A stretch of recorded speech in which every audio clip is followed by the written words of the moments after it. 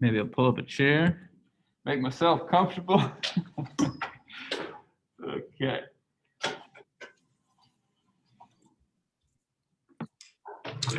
You all have my full attention. Um, so how's the week been going? It's Thursday. Have you been enjoying the spring weather?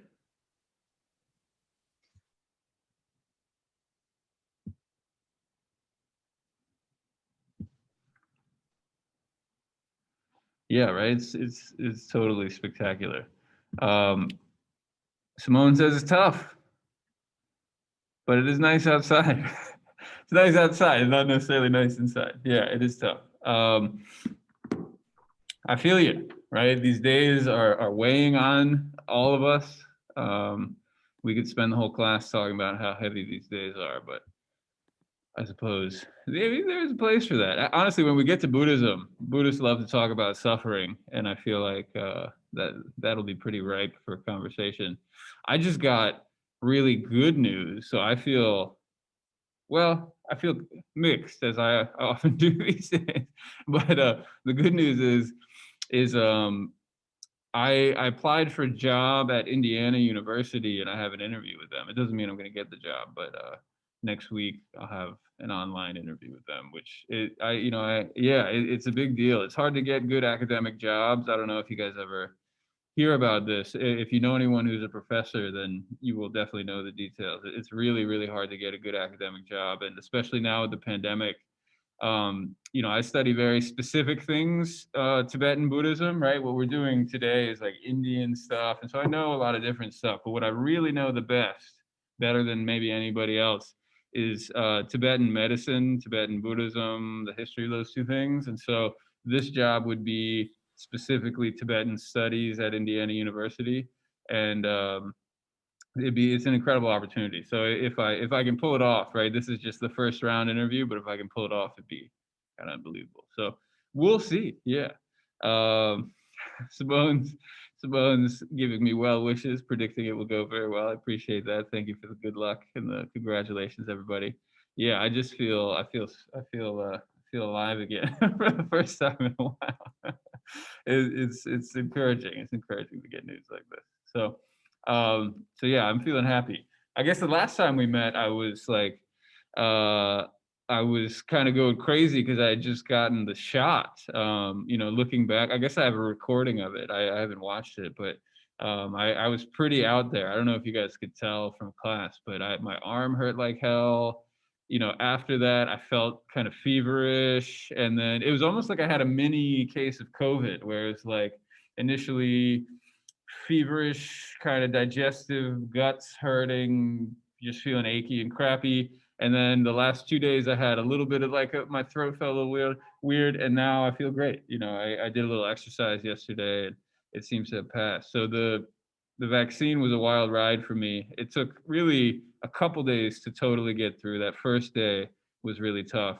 It wasn't quite hard to breathe. I think I did have COVID. I didn't get the antibody test, so I guess I'll never know for sure. But I think I did have it last year, and it was obviously much, much worse. So I'm not trying to say like I had a full blown case or something, but I can see frankly how it traveled through my organs. It was a very weird experience, just moving from my digestive organs sort of up into my lungs and heart, and then passing straight through me. Now I feel good. So yeah, I wouldn't say it was hard to breathe. I went for a run yesterday, and so if it were real COVID, I wouldn't be able to do that. I was a little shorter of breath, but maybe I'm just out of shape because it's the end of the winter too, so it's a little hard to say. So yeah, it wasn't that bad, but at the same time, I could kind of feel my body processing it in the same way that what happens when you really get the disease. So weird experience. Yeah, I mean, this life these days is just full of weird experiences. I could reflect on my various emotional ups and downs all day, but again, we don't have to do that. So, anyways, that's my life, guys. Welcome, welcome, welcome to class. Welcome to my life. Um, Yes, it has. It has changed everything, and people talk about going back to normal as if that's inevitable. But I think just like Simone's saying, this idea of a new normal, right? Whatever that means, things have changed forever. There might be something familiar coming back this summer, and I think there will be. but at the same time, we are in a new phase of world history, right? This pandemic has changed everything, particularly for America, right? I think if you go around the world, um, for example, I have a lot of friends in China. China's been back to normal for months, almost, I don't know, 7 or 8 months. Is that an exaggeration? It was like early spring, no, late spring, early summer last year. China went back to normal. Yeah, Australia, New Zealand, exactly. Me too. I talked to my friends there, and I'm like, we're dying here, everybody. Send help. you know, Give me a visa and let me escape. But of course, that was not possible. But maybe this summer I can escape for a little while. We'll see.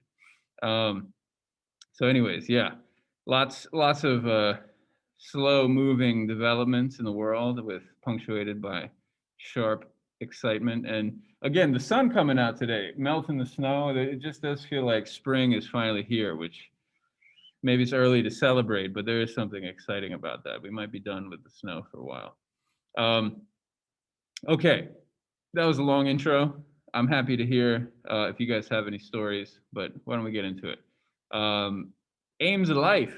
This is what we talked about last time, and it was a great class. We talked kind of down to the end and didn't have a lot of time to sort of reflect, which I would be happy to do today. I don't think I have the lists that I asked you to fill out last time, but of course you remember, I'm sure. I gave you a Google Doc.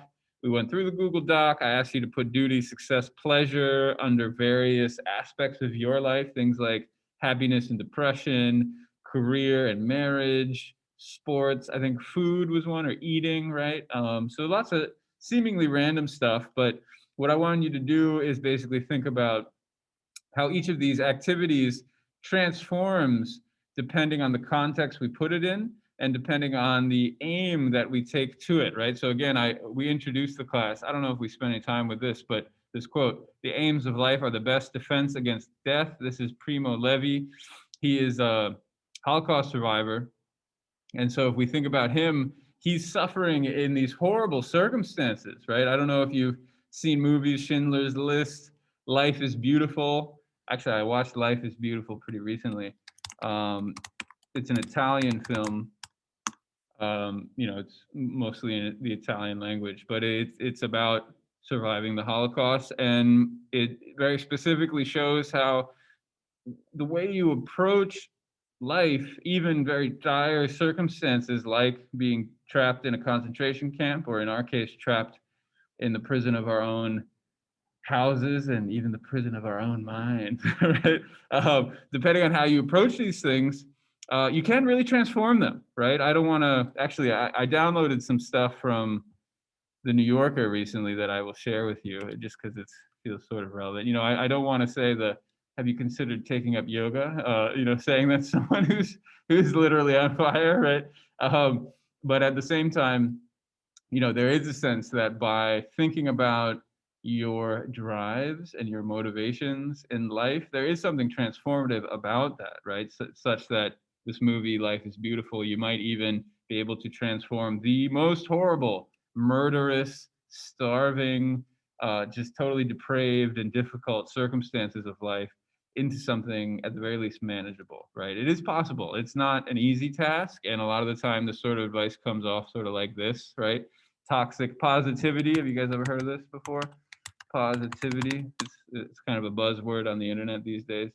Um, so it's true. This is harder to do than it is to say. Yeah, it is kind of awful. And we could talk about this. I don't think we need to, but it just shows a little bit of a disconnect, right? I'm not here to say if you just think about the aims of life, COVID will disappear, right? Of course, that's not the case. We can't control that. But what we can think about is, why do I come to school, right? Why do I get up in the morning? Why do I do my homework? Why do I go to work, right? If it's all this sense of obligation, all this sense of, oh, this is thing I just have to do because somebody's making me do it, it becomes all the more difficult to do, right? If we kind of reflect on these aims of life, we might even gain a capacity, right? Like a skill to be able to think, which aim of life do I want to apply right now, right? Am I doing this only because it's for fun? And if the answer to that is yes, then there's a place for that, like we talked about. Am I doing this for success? Am I doing this because it's my duty? There's some sense of justice behind it. Am I looking to do the right thing? All of these really, and we could come up with others, but all of these are, we're going to see them come out and play in this book, right?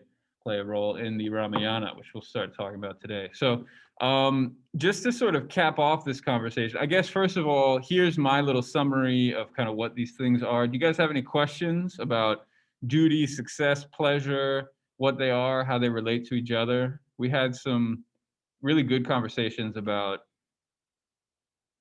where the lines appear between these and how they kind of blur together. I think actually Simone was talking about how they all kind of blur together in a way, particularly when we think about success as being pleasure, and then if we are not successful, then we don't deserve pleasure, right? And there is some sort of twisted sense of productivity that constantly hangs around us.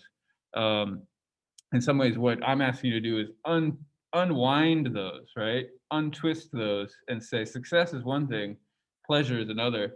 They don't have to be tied together, right? And duty is yet another. And success is not necessarily your only duty, right? Sometimes your duty is to just chill and to be kind to people and that sort of thing, right? So, anyways, these are three separate things that can also be bound together. Questions about these? What they are? What they mean? We all good? Okay. So why don't we continue this? We'll go for just 3 slides and think about what do we do when they come into conflict, right?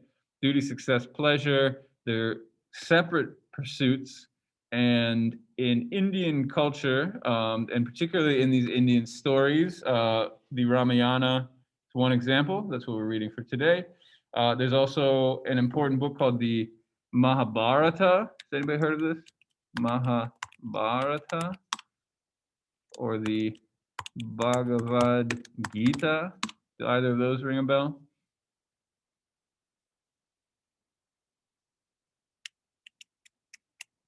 Nothing? Total silence? That's okay.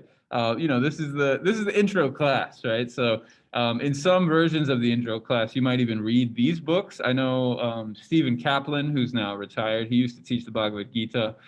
So what are all these stories doing? One, they do many things, but one thing that they do is they put these these aims of life into conflict with each other and explore kind of how to resolve those conflicts. Even duty, right? My duty to my class versus my duty to my family versus my duty to my country, right? Sometimes these come into conflict, and resolving those conflicts are really kind of what life's all about, right? These are some of the biggest conflicts that we can find. We can also find it in Shakespeare, in what we call Western traditions too.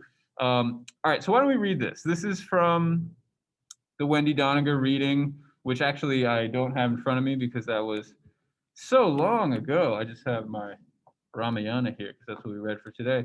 How about one of you read this for us? I'll put it in the chat if that's what you're looking at. How about, who wants to read this? Just get us started. Page 205 in Doniger. I guess I can add who this is coming from. Doniger, the Aims of Life reading. Who would like to read this for us? I could read it. Please, go ahead, Jessica. Okay. When King I don't know how to pronounce that name. It's Pururavas. Went from earth to heavens to see Indra, the king of the gods. He saw Dharma and the others, Artha and Kama embodied. As he approached them, he ignored the other two, but paid homage to Dharma, walking around him in a circle to the right. The other two, unable to put up with this sight, cursed him. And so this is just the first part of the story. There's another part we'll read in a moment, but let's pause here. So first of all, thank you, Jessica. So we have a king, right? This guy, and he goes up to heaven and he sees the gods. And so this is sort of an interesting way to frame this. Maybe we shouldn't be surprised by this. Just like Greek gods, there are embodiments of ideas, right? Not just things like fire. We saw the god of fire, right? Agni. Here we have the god of duty, which of course is Dharma. We have the god of success, which is Artha, and then we have the god of pleasure, which is Kama. And so we have this king who goes up to heaven and encounters him, right? What happens is he ignores two of them and he goes straight to Dharma, right? And the other two are kind of pissed off about that. So I don't know, it's almost like, have you ever been to a party where somebody walks in and you think they're like waving to you and then they come in and walk right by you and go talk to somebody else? That ever happened to you before? Maybe it only happens to. Unfortunately, yeah. Unfortunately, yeah. So Simone knows what I'm talking about, right? It makes you feel kind of small and unimportant, and it's like, oh hey, how's it going? And you're almost like It's moving. just like embarrassing. Yeah, exactly. It's a Yeah. missed connection of sorts, right? And then you just sort of try to play it Yeah. off and act like you weren't trying to shake their hand or something, right? Yeah. Like So everything's fine. yeah, exactly. And so that's what happens here is the king walks by the god of success and the god of pleasure and goes directly to this god of duty, right? And so I guess first of all, can we think of, if this is an allegory, right? Is this a metaphor? If this is a metaphor, what does this metaphor represent? What do you think this is representing here? Can we kind of put this into words? How would this apply to a real person's life?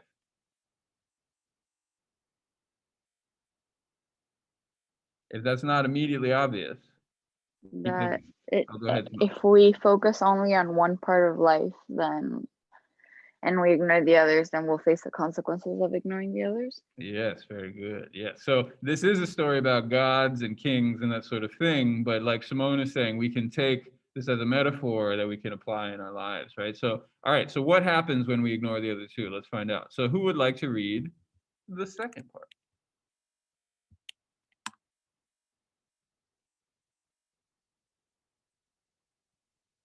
And let's not forget the sweet, sweet participation points that factor into your grade. I forget how much, but maybe 10 or 15%.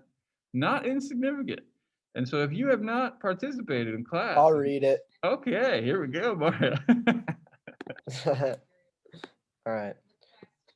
Because Kama had cursed him, he was separated from his wife and longed for her in her absence. When he had managed to put that right, then, because Arta had cursed him, he became so excessively greedy that he stole from all four social classes. The Brahmins, who were upset because they could no longer perform the sacrifice or other rituals without the money he had stolen from them, took blades of sharp sacrificial grass in their hands and killed him. Dun dun dun.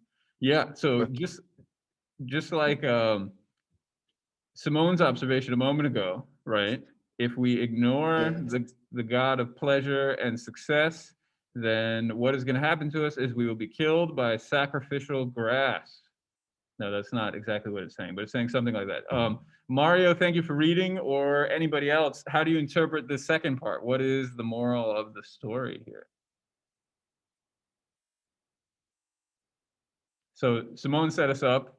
If we ignore pleasure and if we ignore success and only pursue one aim of life, only pursue duty, and again, this is the highest one of the three, but only pursue that highest one and forget the other two, we will have problems. And what problems might we have? How can we interpret this?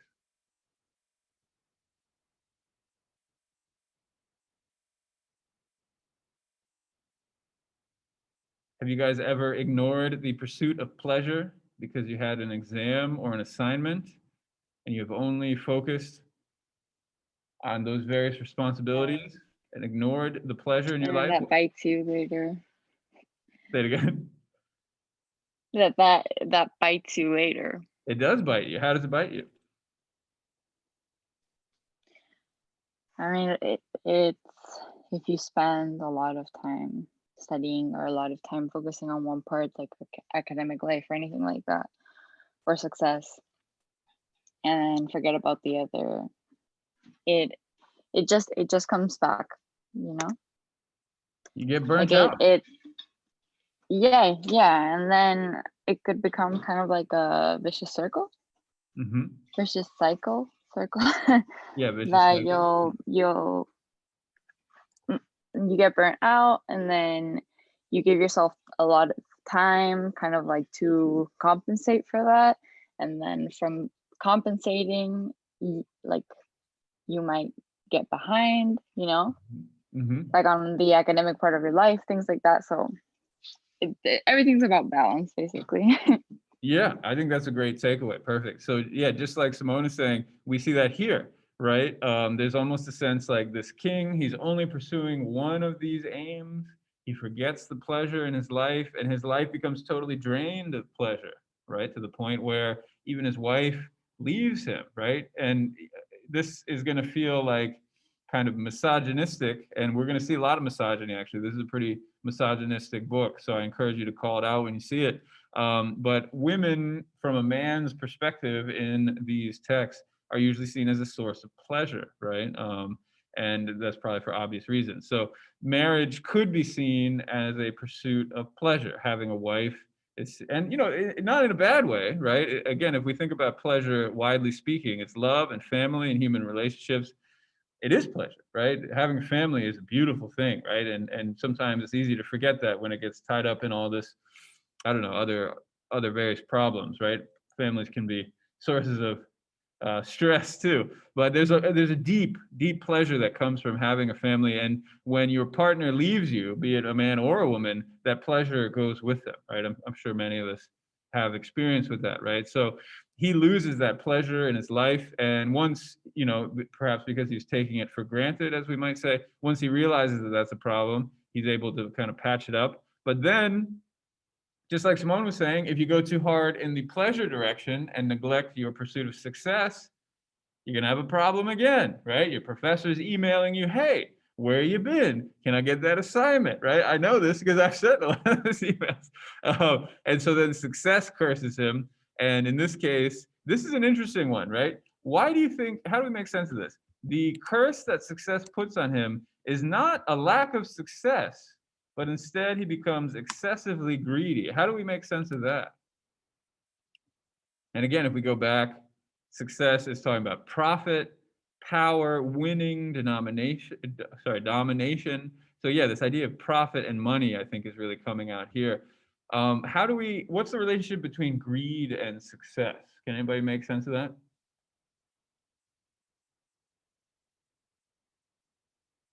He didn't lose everything, right? That's what I like. Just like he lost his wife, now you would think he'd lose all his money, but that's not what happened to him, right? He became greedy. How do we make sense of this curse?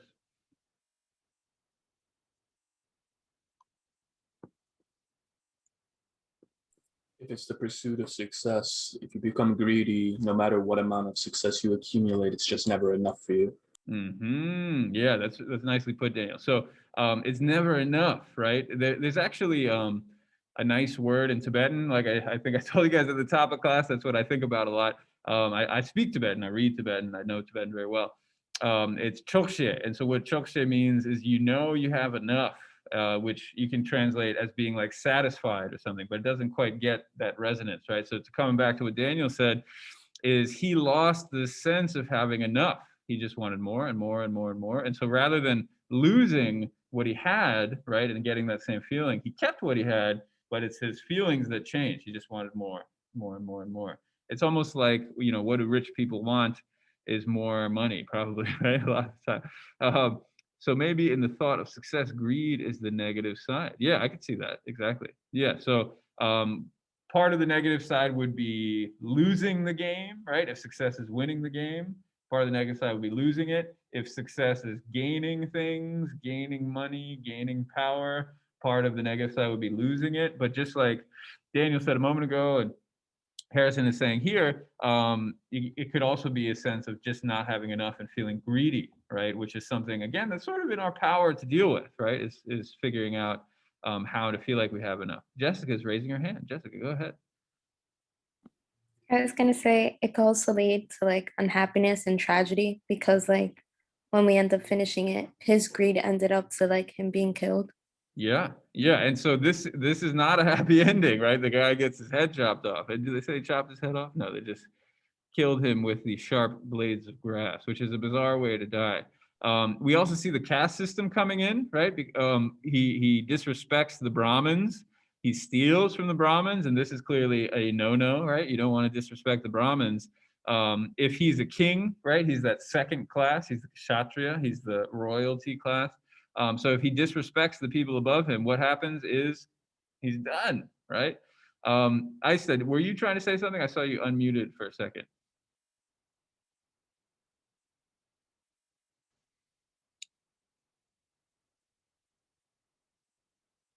I see you unmuted again, but I can't hear you. I don't know what's going on, but as you're sorting it out, Max says success is like a drug, and greed is the side effect of it, especially if you lose other important aspects of your life.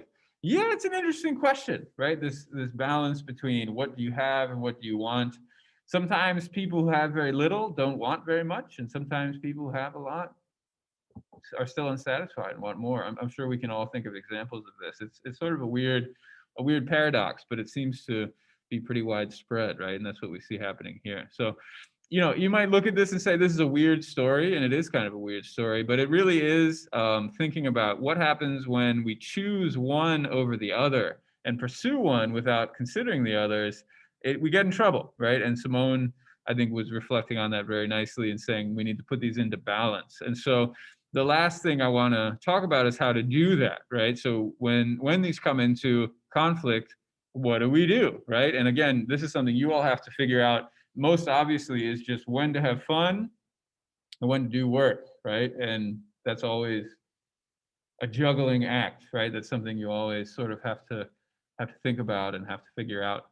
Doniger gives these different pieces of advice, excuse me, seriality, symbiosis, compromise, identification, hierarchy, and she goes through and explains each one. Maybe since we've already talked about hierarchy before, can we have those in the chat? Oh, of course. Yeah, and as you probably already know this, but I post these slides to Moodle before every class. So if you ever just want to have your own copy of the slides, they're available. I try to do it before class. Sometimes I forget. If I ever forget, please let me know, but I usually am pretty good about it. So let's talk about some of these. So hierarchy, that's something we've talked about before, right? How does hierarchy apply to the three aims of life? Again, there's a review, but why don't I leave it to you guys? How does hierarchy apply to these?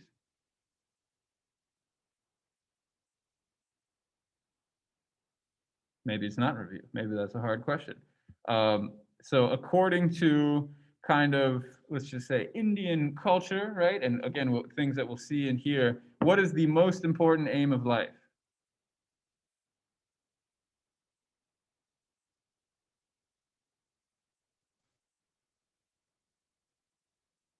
Which one's the most important? Dharma. Yes, Dharma. So Giovanni's got it. Angel's got it. Yeah, exactly, Dharma. So it's usually a very specific order: Dharma, success, pleasure, and that's going from most important to least important.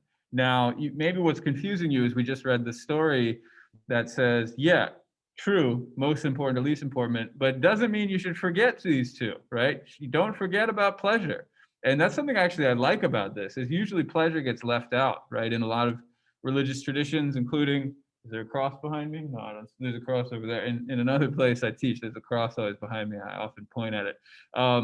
You know, pleasure doesn't really have a seat at the table in Christianity. You know, correct me if I'm wrong, but I feel like that's what gets lost. It's always about being altruistic and trying to help people. In Buddhism, there's a similar kind of motivation where it's self-cherishing, and being selfish is what the problem is, and we often associate pleasure with self-cherishing.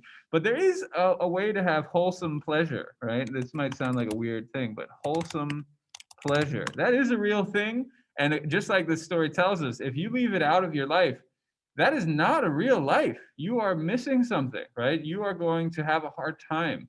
Maybe it's not going to be the end of your life, but there will be a gap in your heart if you don't have pleasure in your life. And I'm sure a lot of us feel that right now, right? We're not living in a very pleasant time. You know, this is probably one of the least pleasurable years of my life, to be frank. And I feel it deeply. And so it's all just to say, there's a hierarchy here where duty is more important than success, and success is more important than pleasure. If there's a conflict between these things, go for the duty, do what's right. do what, society asks you to do what your family asks you to do what the just thing. But if you can do all those things and make some money, then that's good.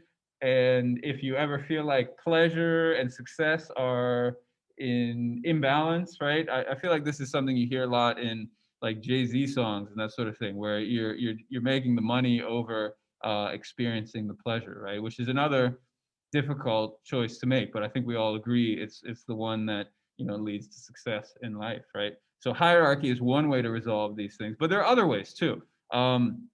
What do these words mean to you guys? Seriality. Can anybody make sense of that? What does it mean for things to be cereal? And of course, we're not talking about the breakfast food. What is seriality talking about?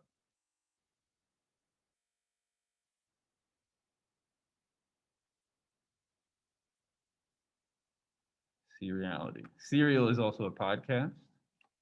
Has anybody listened to the Serial podcast?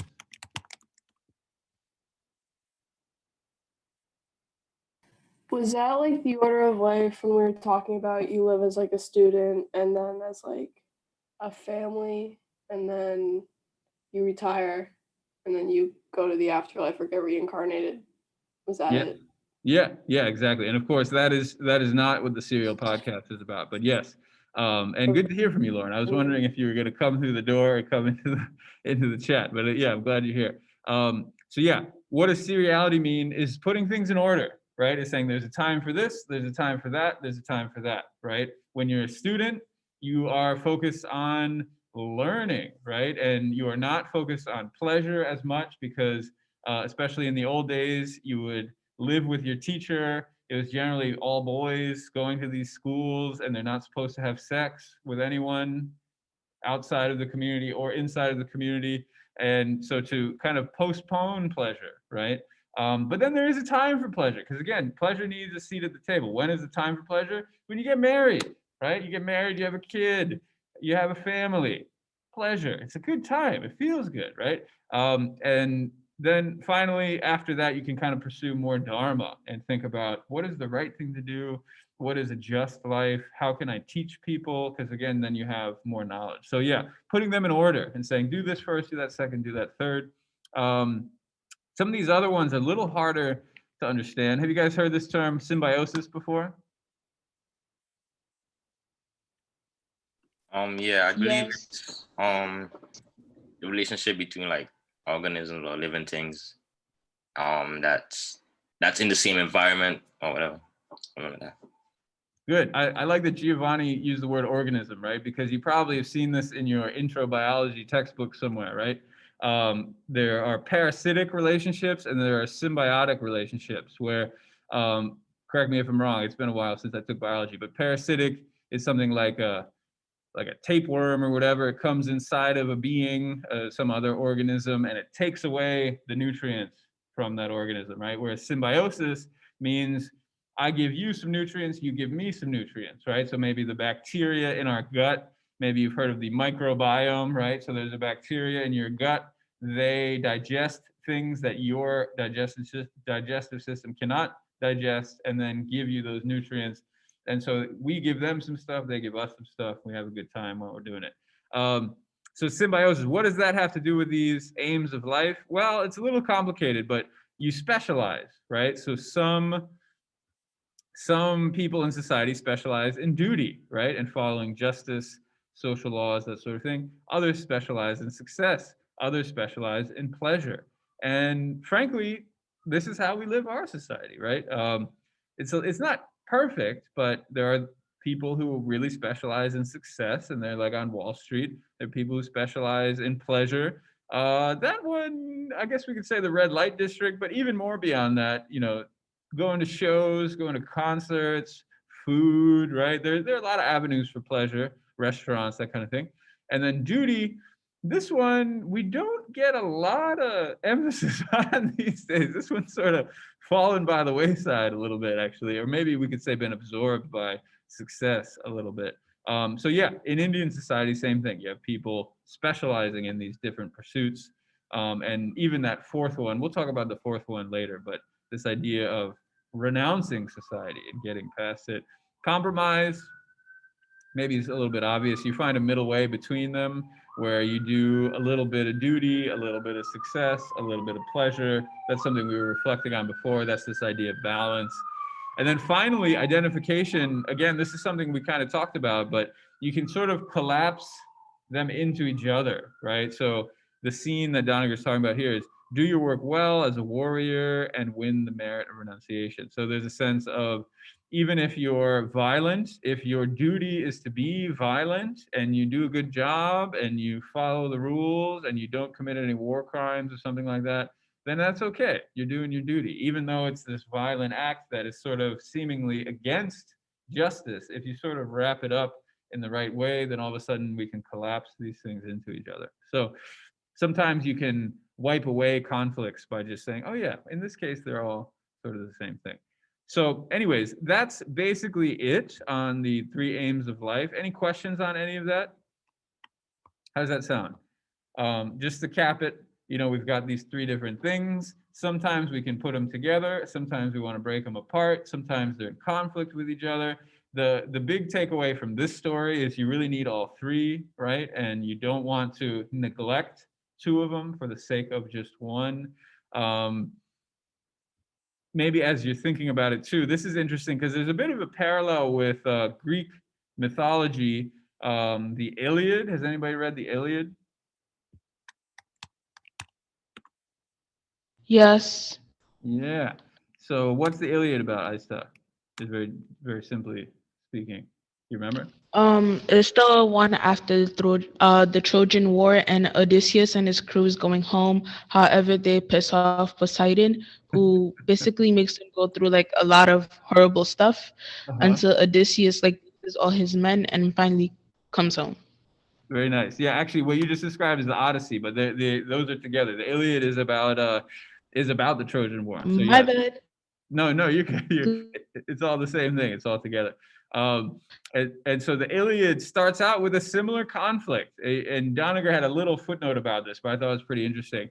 Where maybe you guys don't know this, but the Iliad begins with this party, sort of just like this party that the king went to, and all the gods and goddesses are hanging out, and kind of a spirit of chaos. I forget exactly what it would be called, but just a troublemaker spirit writes on a golden apple for the most beautiful and then rolls it out into the party. And Hera, Athena, and Aphrodite, so 3 of the most famous, most important goddesses in Greek mythology, start fighting over this golden apple. And so they said, all right, to settle this, we'll get the most handsome man, whose name is Paris. Have you guys ever heard of Paris before? Of course, that's what the city is named after. And they say, hey, most handsome man, Paris, tell us who is the most beautiful, right? Which is a pretty hot position to be in, because you're going to piss off one of the goddesses if you pick one and not the others, but you can't say everybody's a winner. So he's in a difficult position. They all try to bribe him. Yeah, it is a bold move, right? They all bribe him.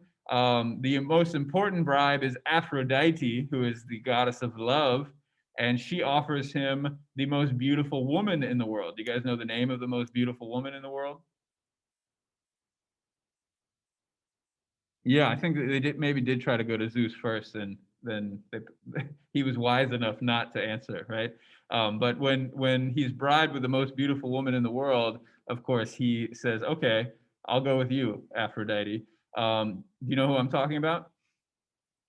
Of course, I'm talking about Helen, otherwise known as Helen of Troy.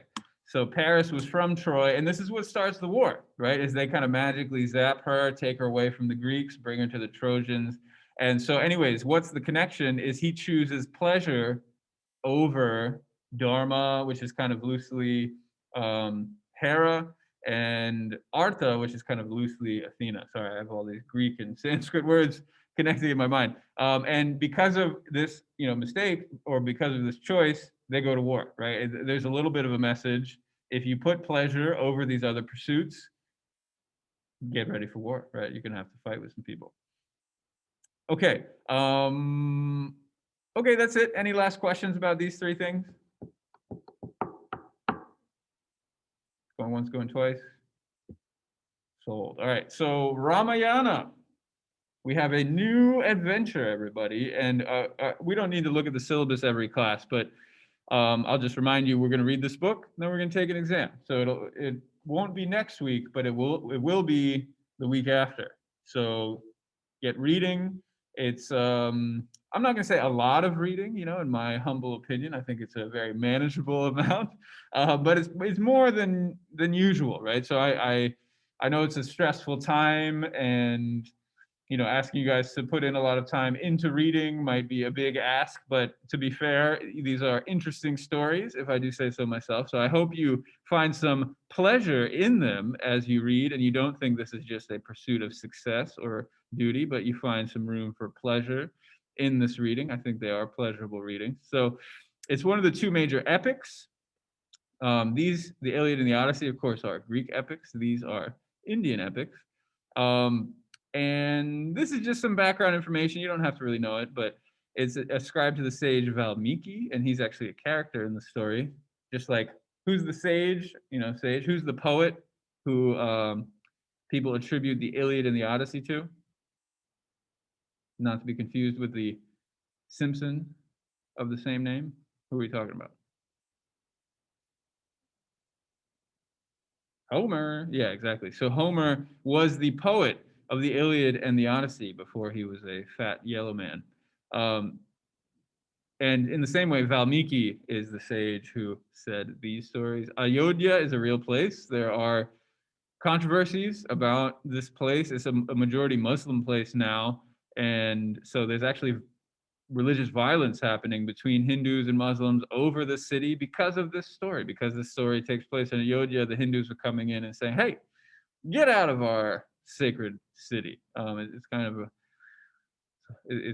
hard times around the world. It's old, right? It's 2,000 years old. I think maybe I've been talking a lot. There's sort of a lot of material to cover, but I think just in the interest of pacing and enjoying this beautiful afternoon, why don't we watch a little bit of this link? I didn't update the link. My bad. Ramayana, episode 1. As you can see, as you will see, there are many versions of this. This one should work. Yeah, we even watched it before. Sometimes these links go up and down, and I've taught from these slides before. I didn't update the link, so I apologize for that. Let's watch it though. So this is a TV show. It was made back in the mid to late 80s. I want to say 85, 86. So the special effects are somewhat limited. Maybe I'll get it started as I'm introducing it. So it's mute right now, but I'll optimize the sound for when the sound comes in. And this is one of the first big TV series in Indian history. So it occupies kind of an important cultural space as well. So hopefully you are not too put off by the folksy or kind of hilarious special effects, but we get kind of an artistic glimpse into this really epic story. We're not going to watch the whole thing, of course, but you can see here Ramayana. The extra A at the end gets taken off when it's made into Hindi, so don't worry about that. Ramayana is the Sanskrit name. Here are a bunch of different South Asian languages, so they're giving them in those different South Asian languages, talking about who is directing and so forth. Actually, this isn't even the episode I was looking for, is it? Oh, this is something else. Okay. Oh, no, here it is. It just gives you some interview stuff at the beginning. All right, I was being confused. Here's what I was looking for. It is 10:30. Okay, so let's watch this.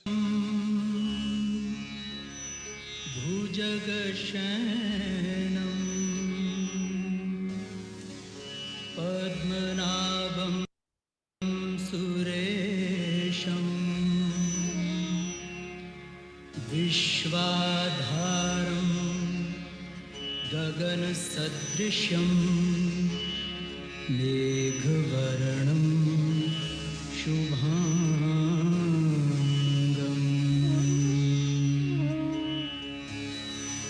Yam Brahma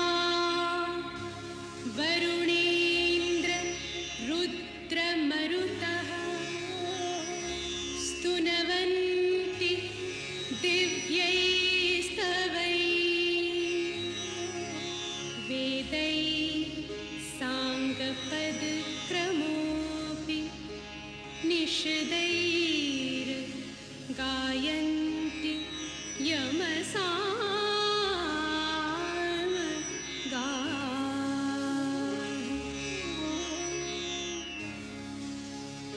ध्यानावस्थित तद्गतेन मनसा पश्यन्ति यमयोगिनो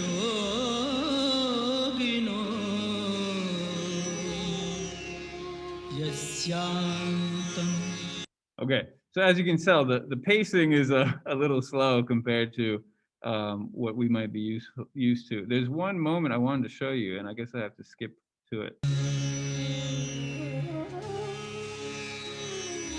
So, anyways, why don't we talk about this? Because the subtitles don't seem to be an option here. So, what did we just witness?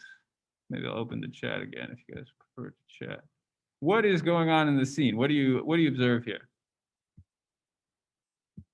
We got this guy, we got this lady, we got this thing. What is this thing? Who's this guy? Who's this lady? Can you draw any connections with the cover of your book? It looks like a chariot coming out of the sea. I like that. Blue guy is probably a god. Yeah, I think that's a safe bet. Shiva, maybe. Shiva's usually blue. Actually, not in this case. Different god. This is Vishnu, but it's a good guess. Shiva shows up. Sort of like Krishna. Yeah, there are a lot of gods. We're not gonna cover all the gods, but one thing we will talk about is his relationship with Rama, because they do have a relationship. Who do you think she is?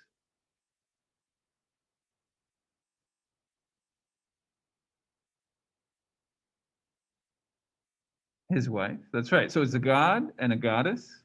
Again, she is Rama's wife. Yeah. We have a god and a goddess that come to Earth, and we have a story about them. So this is kind of who they were before they come to Earth, right? If we rewind a little bit and sort of see the background, they're in this magical ocean. It could be on Earth. We don't really know. But it's not, right? It's more this heavenly realm. And so somebody said it's like a chariot. Who said that? Aista said it looked like a chariot. Any other thoughts? What's going on with this thing? What does it look like?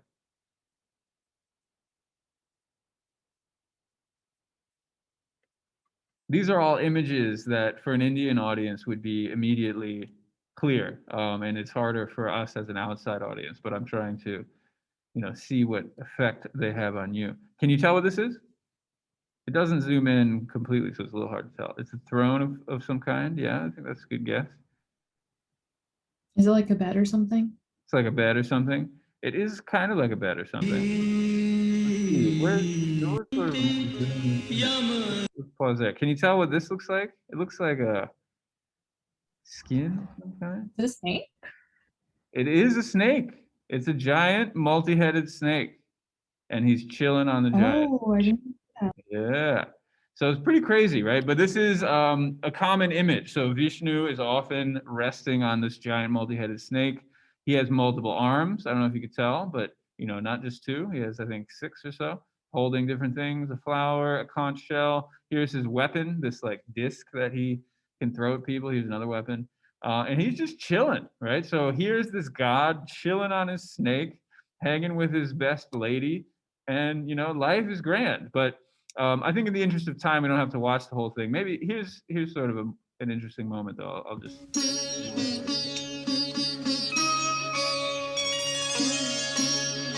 Here come all the other gods.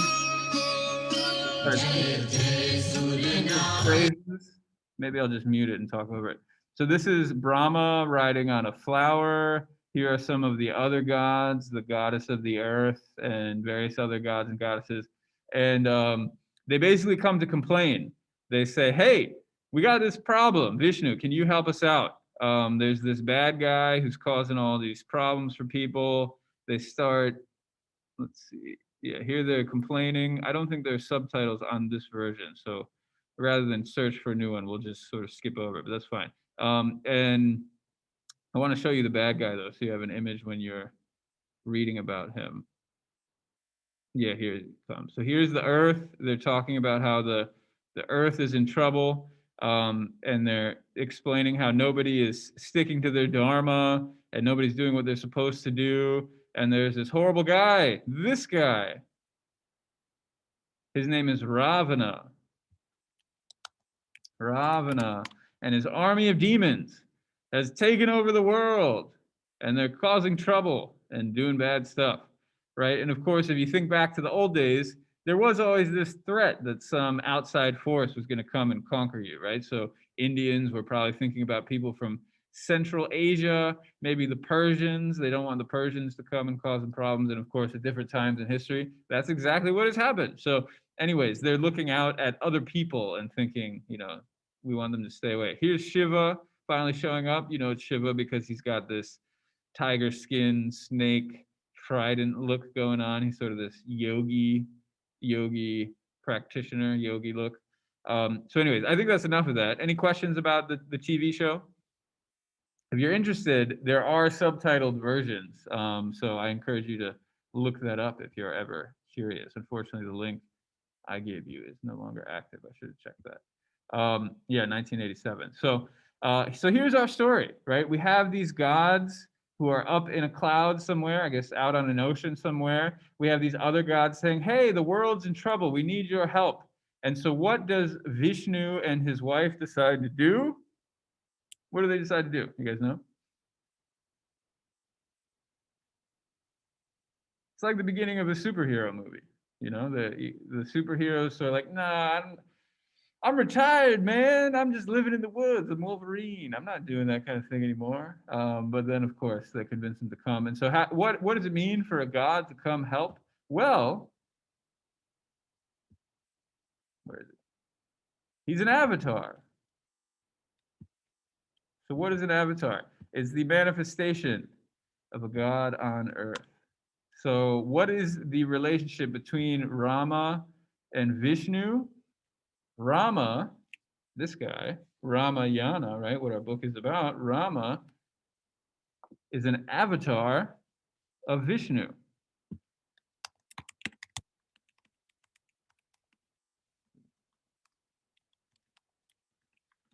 Of Vishnu. So what does that mean? Can somebody put that there in their own words?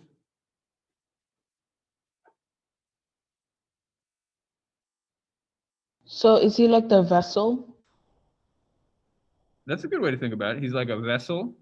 I mean, maybe this is sacrilegious, but in the Christian tradition, there's something kind of like an avatar of God, right? What was his name? Jesus. Jesus. Gabriel? Yeah, exactly. Jesus is God, right? And Rama is Vishnu. He's not the only version of Vishnu. In fact, Vishnu has 10 avatars. We'll actually read at least one story about another one of his avatars. And Rama is one of his most famous. So Isa was going through some of the other ones. Krishna is another avatar of Vishnu. Yeah, he's the incarnation. That's another way of putting it. Exactly. So there's an interesting comparison to be made here. This is coming out first or second century, shortly after year zero, which is, of course, when Jesus came to this earth. So there's something going on. There's something in the water 2,000 years ago where gods are becoming men. We see that in Christianity. We see it sort of in Buddhism, and we see it very clearly here in the Ramayana. So God comes down as a human. Why is he coming down as a human? Were you able to sort of make sense of that? What's he trying to do here? What's the point of him coming down? He's not just doing it to hang out, right? Why is this God coming It's and to being help the people. to help people? Yeah, exactly. More specifically, to defeat the bad guys. And who's the bad guy? Ravana. We saw him in the movie. In the movie, he was much more simple looking. Here is kind of a crazy rendition of him with 10 heads. He's often called, there's a version of his name which means 10-headed one. He also has a bunch of arms. Here he is playing a lute with a head on it. And, it looks like something out of like a scary heavy metal movie or something like that, music video. But this is the bad guy, right? He was the bad guy we saw on the TV show. Here he is here, Ravana. So he gained his powers. I guess we could look at the book. We have a decent amount of time. I think rather than having a breakout session, we can just keep doing this. How does that sound? So let's look at page 4, though. We can bring our books out. Of course, I'm not going to see you bring your books out, but I encourage you to bring your books out. And hopefully this will make some more sense as we're learning about, kind of the background on the story. I'm looking on page 4, that bottom paragraph, kind of a few sentences in. At one time, all the gods went in a body to appeal to the supreme god Vishnu for his help, right? And that's what we saw in the movie. They explained the 10-headed Ravana. Okay, there he is, 10-headed Ravana. And his brothers have acquired from us extraordinary powers through austerities and prayers, and now threaten to destroy our worlds and enslave us. So there's sort of an interesting circular system of causation happening here. How did Ravana become so powerful? How did he get into this position where he can threaten the world?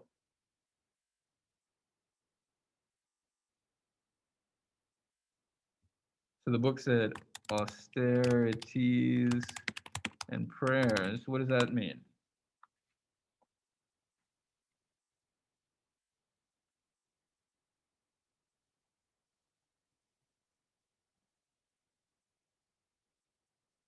As you think about it, I'll keep reading.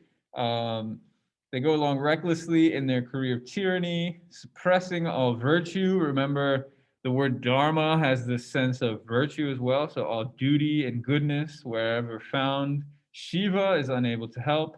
Brahma, the creator, can do very little, since the powers that Ravana and his brothers are now misusing were originally conferred by these two gods and cannot be withdrawn by them. You alone are the protector and should save us.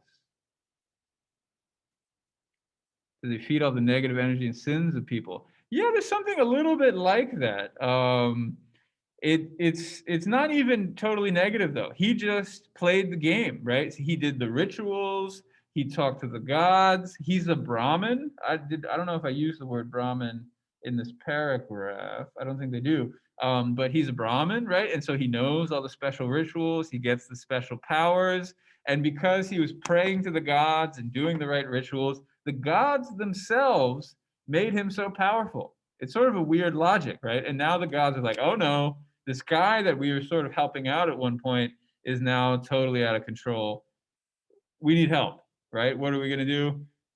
Let's go to Vishnu. And so there's this interesting line, though. Again, I'm looking at page 4. So Ravana can only be destroyed by a human being, since he never asked for protection from a human being. So he's invincible against gods, right? Gods cannot do anything to him.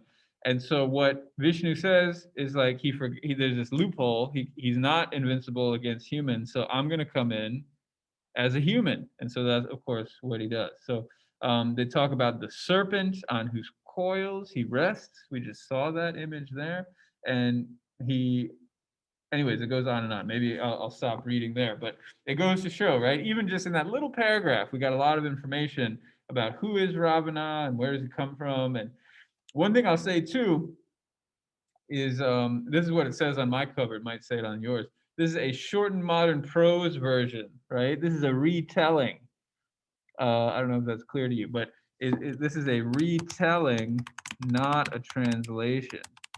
So that means if it were a translation, it'd be really big and really long, and there'd be a ton of like different stories and stuff. A lot of it gets cut out, so it's a much more concise, readable edition. One reason I signed this version is that I think it is much more readable. And so what do we end up with is it's a classic good guys versus bad guys, right? It's so classic that, this is sort of like every story we ever hear ever, right? It's like every superhero story falls into the same sort of structure, good guys versus bad guys. And so, one reason we take it for granted is because of these early stories like this, where the good guys are fighting against the bad guys. Okay, the good guys are the gods, right? And then the humans who are kind of on the same team with the gods. The bad guys are the demons. And the humans are caught a little bit in between. Obviously, Rama is the god as a human, and so it's almost like the humans joining up with the gods to fight against the demons. But most humans are not powerful enough to really challenge them. One thing to keep in mind is demon is at least in early kind of Greek usages, it's not as demonized, right? What does it mean to demonize someone or something? Demonize. Have you ever heard that phrase before?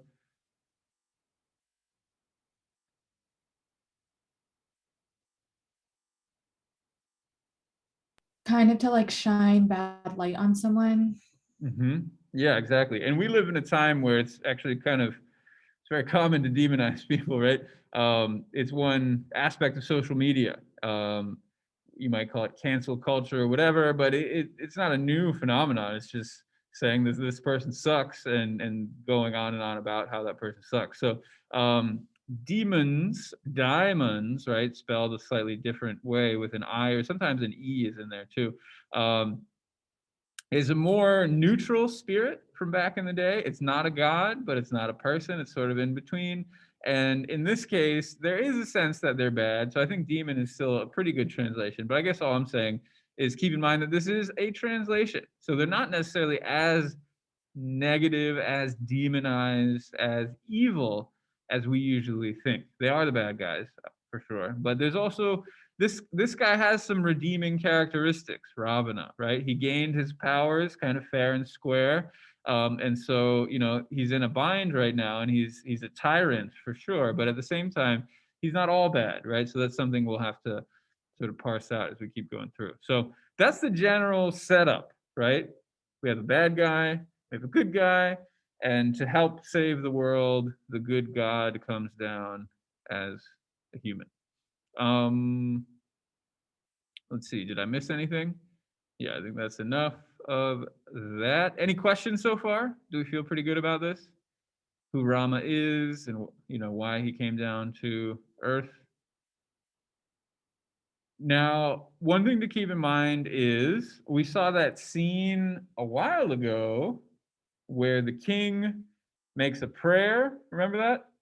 And he wanted to have a son and he couldn't have a son and he was sad about it. And so he went and he touched the Brahmin sage person's foot and prayed for help. You guys remember this? Does that ring a bell? Yeah. Yeah. Yes. Very good. So we read about that also in this prologue, right? The prologue does a lot of work. So if you look at the bottom of page 5 and the top of page 6, we can see kind of the end of that scene, right?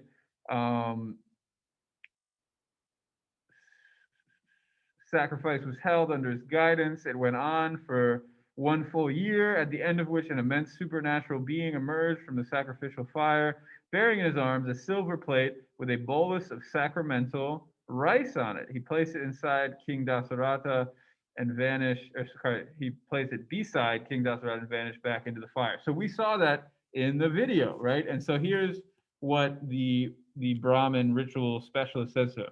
It says, take the rice, divide among your wives, and they will all have children. And of course, who is the child that they have? They actually have many children, but one child that they have is Rama. And again, so we sort of can reach back to that moment and put it together here. In case it wasn't clear, he's the son of a king, so he's the Kshatriya caste, right? He's not a Brahmin. And we can think about what his duty is. What is the duty of the king? We've sort of talked about this before. We mostly talked about Brahmins, though. The duty of the Brahmin is to do these sacrifices, right? What's the duty of this royal caste?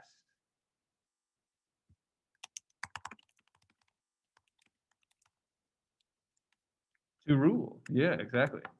What does ruling involve? Do you just hang out and chill?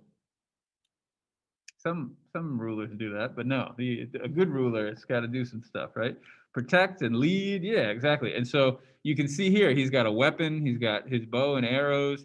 One duty that he takes up pretty quickly, in line with Yaya's point about protection, is to kill demons, right? This becomes his duty. And if you think about it, that's sort of what protectors do is they kill the bad guys, right? They protect their people from threats, and sometimes that's even offensive, right? They go out and seek them out. So that's kind of what his life is built around.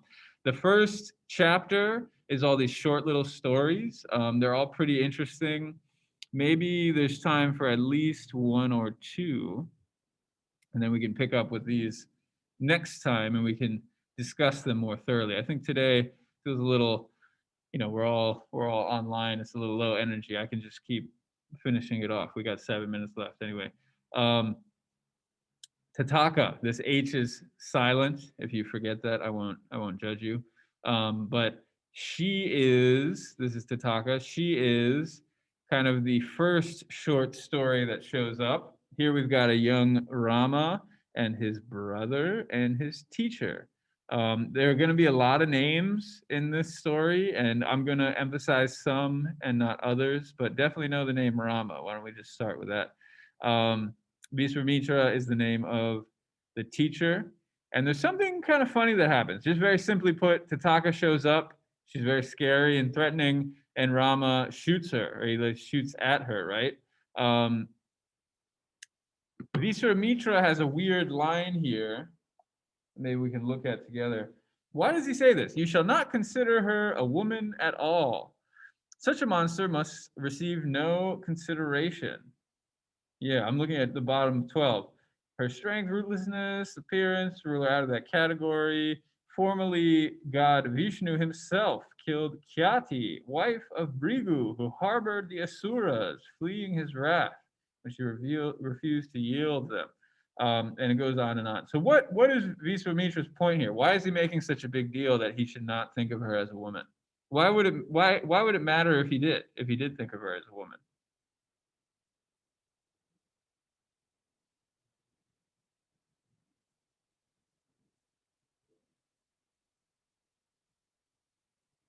So to make it even more clear, the beginning of that paragraph, it says Rama hesitated. So this evil demoness shows up.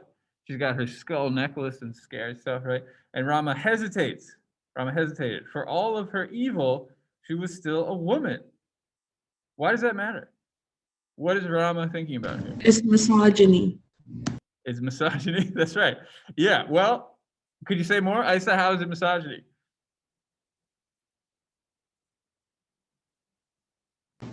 In a way, he's assuming that because she is a woman, she's automatically weaker than him. So it's almost pathetic to like fight someone who's weaker than you because she has no chance against him.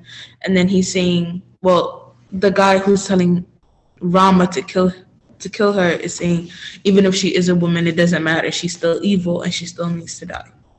Okay. Or at least that's my interpretation. Yeah, I think Isa's basically got it. One thing I would push against is this idea that she's weak. She doesn't look weak to me, right? She looks pretty scary there. And again, if you read earlier up in that section, she loomed over them with her eyes spitting fire, her fangs bared, her lips parted, revealing a cavernous mouth, her brows twitching in rage. She raised her trident and roared, and she talks some more. So it's definitely not an image of a weak woman, right? So I think that's one thing we can take out of the expectations there. I see you unmuted. Yeah. I think he also just says to not consider her a woman because she's just killing without, I guess, reason. Like he then mentions, I think I remember reading the Yama, the other god, who's actually the god of death, and how he says that he takes a life when like time is ready and like time is ripe for that person. But Tataka, she's just like killing anything in her sight. So I feel like that's why he's saying don't consider her even a woman, because I guess a woman or even a man wouldn't even do that. I guess she's more of a monster really than an actual being, if that makes sense. That makes perfect sense. Yeah, excellent. And so one set of language we could use here is we could go all the way back here. Duty, right? This is how people learn duty. We talked about religion being a human activity, right? Scripture being a human activity. This is how people learn. I mean, this is a scripture, right? And so what is the message being sent here is that men are not supposed to hurt women. That is part of the duty of a man. And I'm sure all of us have heard some message similar to this, and we've seen movies that challenge this. And as Aista said, part of it has to do with ideas about power and weakness and strength and that sort of thing. And I think that certainly is operating here. Where to go? There it is. It certainly is operating here. Rama hesitates. He hesitates because he's thinking, she's a woman, I'm not supposed to kill women. And of course, this is the perfect man. This is a god. And so he is very righteous, right? He is very in tune with his duty, and he's not sure what the correct moral move is here. But his teacher reminds him, and it comes back to Yaya's explanation.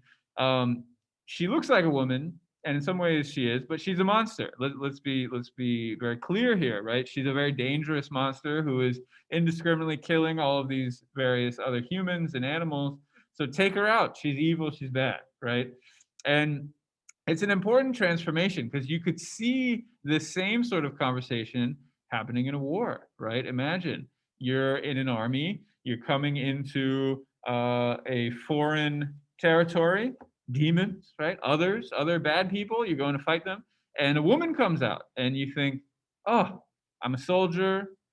I'm not supposed to kill women, right? I'm supposed to protect women. But then this woman takes out a gun. And so you got to shoot her before she shoots you.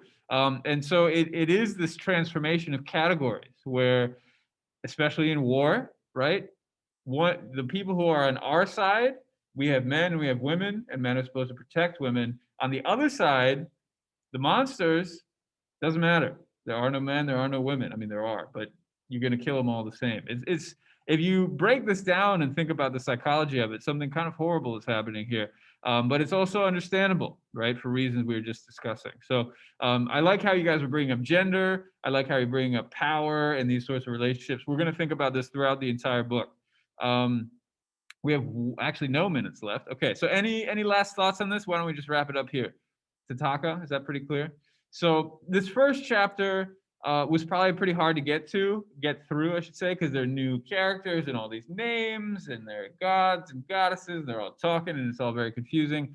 Once you get a handle on the names, it's actually a little more manageable, and I will help you, right? I'm here to tell you who is important to remember, who's not. I'll give you pictures and stories, and you can Google people. So that's actually, there are other resources too, but I'll save them for next time. So, but if you're ever like, wait. There's also a list of characters in the beginning of the book. There's a list of characters, yeah. So it's a little bit hidden. It's Roman numeral 27. So you can even bookmark this page, right? So between this, so for example, it's Tataka here. Yes, she is. She's a demoness. And it tells us even she's a daughter of Suketa and wife of Sunda. You don't need to know any of that, but it's good to know that she's a demoness. And if you can't remember that, you can Google them. And if you look up Tataka, you will find stuff. So very famous story, very important story. All these characters are, maybe not all of them, but many of them are very well known. So maybe I'll just leave it there. Please continue reading. We're just going to keep going through the book next week. We'll finish it the following week.